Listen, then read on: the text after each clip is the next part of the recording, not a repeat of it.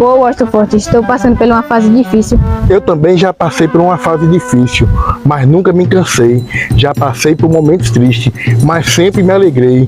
Reconheço minhas prioridades. E se hoje eu busco a felicidade, é porque eu sei o que eu passei. Não espere o tempo passar para aprender a viver. Faça valer cada momento, faça acontecer e esqueça todas as tribulações e feridas, porque se você curtir a vida, ela sorrirá de volta para você. Agora estou me sentindo bem melhor. Um forte abraço do seu amigo Washington Forte.